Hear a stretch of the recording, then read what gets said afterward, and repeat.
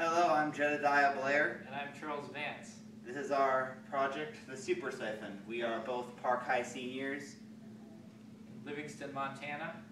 And we were inspired to do this demo by Don Pettit's experiment, Balloon and Sea, where he popped water balloons and the water just stayed in one spot.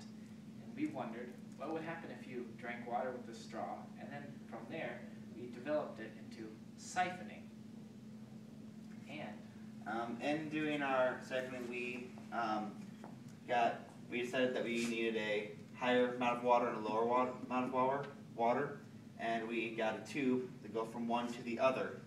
And in doing so, we would then create a siphoning process by Earth's gravity. But as you may know, siphoning works by Earth's gravity. So when it's in a microgravity position during free fall, therefore gravity is very little or not even there. So we wondered what it would do, like just if it relies on gravity. So we set up, as you can see here, this is our setup here. We have a camera and some lights to see better. And here's our two bottles. And we found that instead of sucking on the end of the tube here and then screwing it on, we could just simply squeeze this bottle, and when we released it, it sucked the water out and went in here and started the siphoning process, which made it a lot easier and faster when we actually came to siphoning.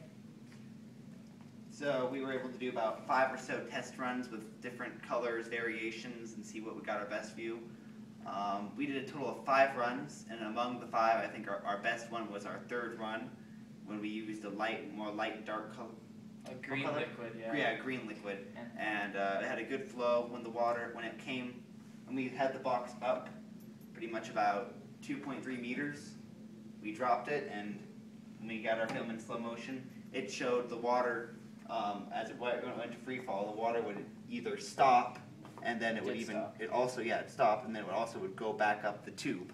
Yeah, which was actually really interesting, because the reason we're proposing this for the drop tower is what would happen with 2 seconds, because we only had like 0.6 seconds of free fall, and we could see that the water went up the tube like a couple inches, but in 2 seconds free fall, perhaps it would go all the way up the tube and empty the tube completely, and it was just really interesting to think about. Mm-hmm. Yeah. So then, also I'd like to give an idea for in space and for the ISS International Space Station by using both soap and water to create bubbles.